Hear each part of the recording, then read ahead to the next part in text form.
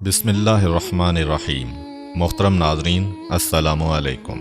ایک صحابی کو رسول خدا صلی اللہ علیہ وآلہ وسلم کی دعوت کا اشتیاق ہوا۔ اس نے اپنی بیوی سے کہا، میں رسول خدا صلی اللہ علیہ وآلہ وسلم کو اپنے گھر دعوت دینا چاہتا ہوں، یہ ہمارے لیے بڑی سعادت ہے۔ بیوی نے کہا، ضرور دعوت دیں۔ صحابی نے چھری اٹھائی اور ایک بھیڑ ذبح کی۔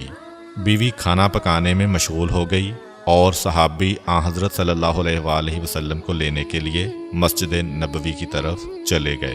صحابی کے دو چھوٹے چھوٹے بیٹے تھے۔ ایک بیٹے نے باپ کو بھیڑ ذبح کرتے ہوئے دیکھا تھا۔ باپ کے جانے کے بعد اس نے اپنے چھوٹے بھائی سے کہا، کاش تو ہوتا تو دیکھتا کہ ابو نے بھیڑ کیسے ذبح کی تھی، کیا میں تجھے بتاؤں؟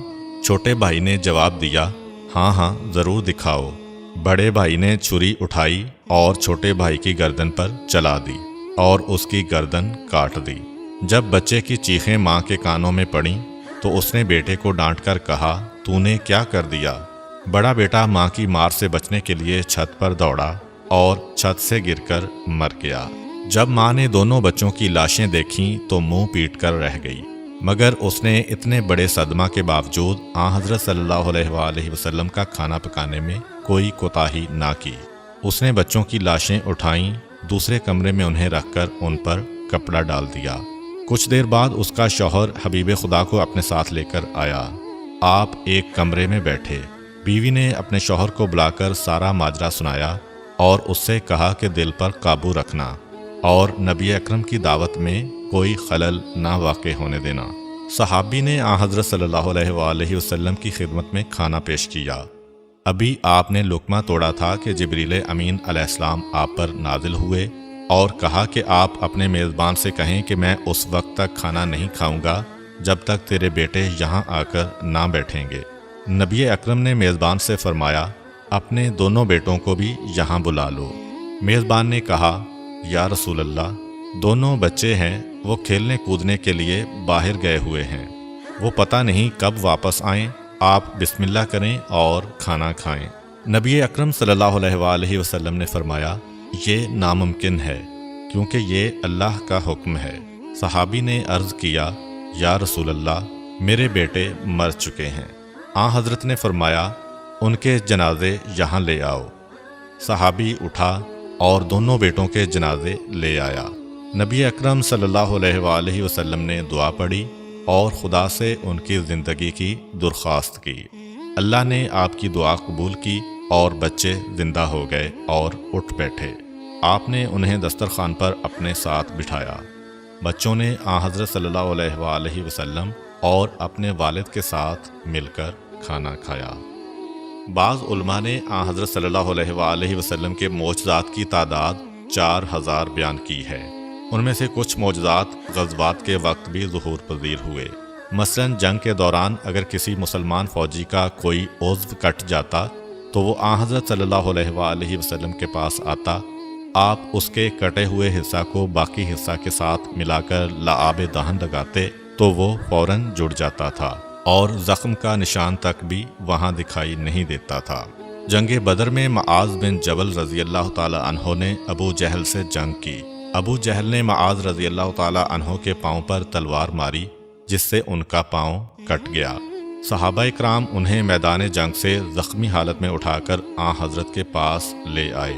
اس وقت وہ درد کی شدت سے کراہ رہے تھے۔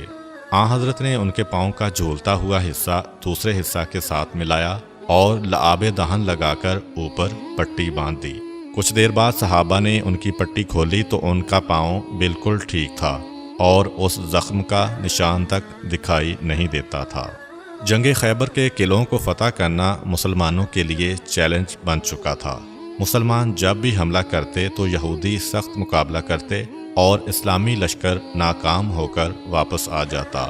ایک قلعہ کے پہلوان کا نام مرحب تھا۔ وہ بڑا طاقتور پہلوان تھا۔ جب وہ مسلمانوں کے مقابلہ پر آتا تو مسلمان اس کے سامنے ٹھہر نہ پاتے تھے۔ رسول خدا صلی اللہ علیہ وآلہ وسلم نے اعلان کیا، کل میں علم اس مرد کو دوں گا جو خدا اور اس کے رسول کا محب ہوگا اور خدا اور اس کے رسول کا محبوب ہوگا۔ وہ جم کر حملہ کرنے والا ہوگا، بھاگنے والا نہ ہوگا۔ اللہ اس کے ہاتھوں پر اپنی مدد نازل کرے گا۔ صبح ہوئی تو آپ صلی اللہ علیہ وآلہ وسلم نے فرمایا، علی کہاں ہیں؟ صحابہ نے عرض کی، ان کی آنکھوں میں درد ہے اور وہ آرام کر رہے ہیں۔ آپ نے فرمایا، انہیں یہاں لاؤ۔ حضرت علی علیہ السلام کو حضرت صلی اللہ علیہ وآلہ وسلم کی خدمت میں لایا گیا۔ آپ نے اپنی انگلی سے تھوڑا سا لعاب دہن ان کی آنکھوں پر لگایا تو وہ فوراً تندرست ہو گئے اور یہودیوں سے جنگ کے لیے اٹھ کھڑے ہوئے۔ امیر المومنین نے جنگ کا نقشہ ہی بدل دیا۔ آپ نے یہودی لشکر کو تہس نہس کر دیا اور ان کے قلعہ کے مضبوط دروازے کو اکھیڑ ڈالا اور ان کے قلعے پر قبضہ کر لیا۔ حضرت علی علیہ السلام کا اپنا بیان ہے کہ اس کے بعد پوری زندگی میری آنکھیں کبھی خراب نہیں ہوئیں۔ اور آخر میں حضرت صلی اللہ علیہ وآلہ وسلم کی تواضع کے چند واقعات بیان کرتے ہیں۔ ایک دفعہ کا واقعہ ہے کہ رسول اکرم صلی اللہ علیہ وآلہ وسلم اپنے چند اصحاب کے ساتھ سفر پر نکلے۔ راستے میں ایک جگہ انہوں نے پڑاؤ کیا۔ ان کے پاس کھانے کے لیے ایک بکری تھی۔ صحابہ میں سے ایک نے کہا، میں اسے ذبح کروں گا۔ دوسرے نے کہا، میں اس کی کھال اتاروں گا۔ تیسرے نے کہا، میں اس کا سالن تیار کروں گا۔ نبی اکرم صلی اللہ علیہ وآلہ وسلم نے فرمایا، میں لکڑیاں اکٹھی کروں گا اور آگ جلاؤں گا۔ صحابہ نے عرض کیا، یا رسول اللہ، آپ ہرگز تکلیف نہ کریں، ہم خود ایندھن جمع کریں گے اور آگ جلائیں گے، آپ آرام سے بیٹھے رہیں اور تمام کام ہم پر چھوڑ دیں۔ نبی اکرم نے فرمایا، میں تم پر اپنے لیے کوئی برتری اور فوقیت پیدا نہیں کرنا چاہتا اور میں کسی پر بوجھ بننا پسند نہیں کرتا۔ اللہ کو وہ بندہ ناپسند ہے جو دوسروں پر بوجھ بنا ہوا ہو۔ اہل مدینہ کی عادت تھی کہ وہ روزانہ نماز فجر کے بعد اپنے برتنوں میں پانی بھر کر حضرت صلی اللہ علیہ وآلہ وسلم کے پاس لاتے تھے۔ آپ اس میں اپنا ہاتھ ڈبوتے تھے۔ صحابہ اس پانی کو متبرک سمجھ کر اپنے گھروں میں لے جاتے تھے۔ جب شدید سردی ہوتی تھی اور پانی برف کی طرح سے ٹھنڈا ہوتا تھا، اس وقت بھی لوگ پانی بھر کر آپ کے پاس آتے تھے، لیکن آپ نے کبھی کسی کو یہ کہہ کر واپس نہیں کیا تھا کہ پانی بڑا ٹھنڈا ہے، لہذا تم اپنا برتن واپس لے جاؤ۔ ایک مرتبہ کا ذکر ہے کہ نبی اکرم صلی اللہ علیہ وآلہ وسلم اور حذیفہ یمانی مدینہ سے باہر گئے اور انہوں نے نہانے کا ارادہ کیا۔ جناب حذیفہ نے ایک کپڑا تان کر نبی اکرم صلی اللہ علیہ وآلہ وسلم کے لیے پردہ بنایا اور اس پردہ کی اوٹ میں حضرت نے غسل کیا۔